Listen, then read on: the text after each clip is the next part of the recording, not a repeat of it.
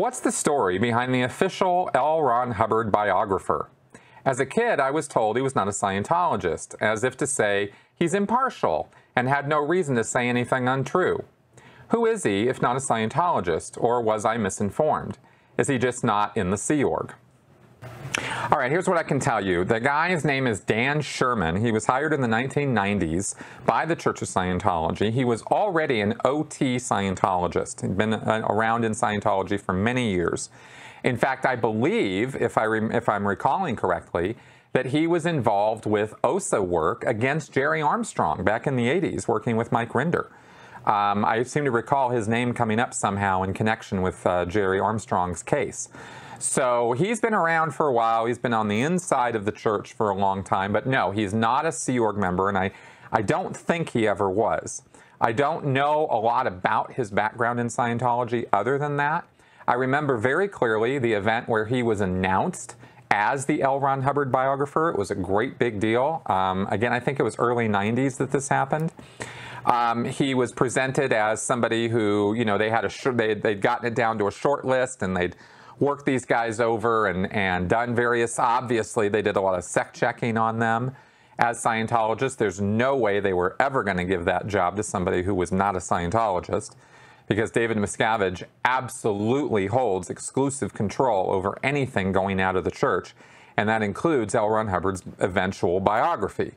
So he wasn't going to have an author that was going to buck him or buck the system or in any way go outside the church in order to get their work publicized or spill the secrets or something. I mean, this was going to be somebody who was going to be granted access to L. Ron Hubbard's diaries and personal notes, I mean, everything.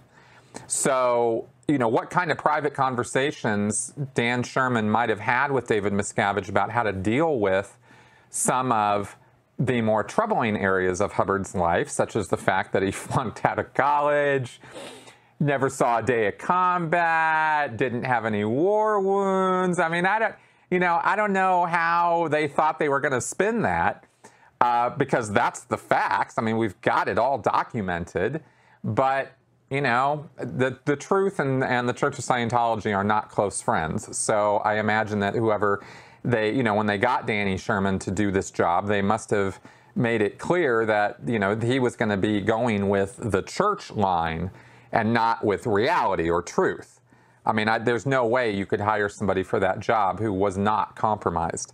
So, that's what I know about the guy himself. He's a pretty literate guy, tends to speak in run-on sentences. He was already a writer, a professional writer. I didn't look up before I answered this question here what it was that he had written before he got hired by Scientology, but he was a professional writer.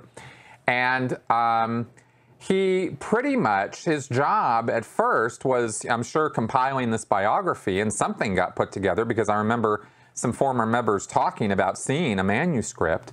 But clearly that manuscript is not anywhere close to being released to the public, because we already know that anything the church says as far as the church's lies about Hubbard's life, that's all been so thoroughly debunked that, you know, his biography would just be met with ridicule if it was published now. So Sherman ended up becoming a bit of a, basically a speechwriter. And he also became the author of a series of magazines that were published by the church about Ron's life, where they broke down Ron's professional life into different categories, like master mariner, photographer, artist, writer, you know, all the various things that Hubbard claimed to be a professional in. They have a magazine dedicated to just that subject and sort of showing photos of Hubbard doing that profession or that activity, writings that Hubbard wrote about that profession or activity, things he did, stories people have about him as a sailor, for example. Those were all compiled and put together, and that's pretty much the only real biographical publications that Sherman's put out. And otherwise, he's done briefings every year at the L. Ron Hubbard birthday event on March 13th. He tends to come out and tell some, you know, grand story about Hubbard and his life. and paint him out to be the, you know, the past master of anything and everything. So that's kind of been his role, and I don't know that he's done any other work. I'm sure that the church has paid him quite handsomely for the work that he has done over these last, what, 25 years or something now. I mean, it's kind of, you know, kind of silly. He's clearly known as the RH biographer, but there's no biography after decades. So, you know, whatever. I don't even know if they call him the biographer anymore. But that's pretty much everything I know about that guy.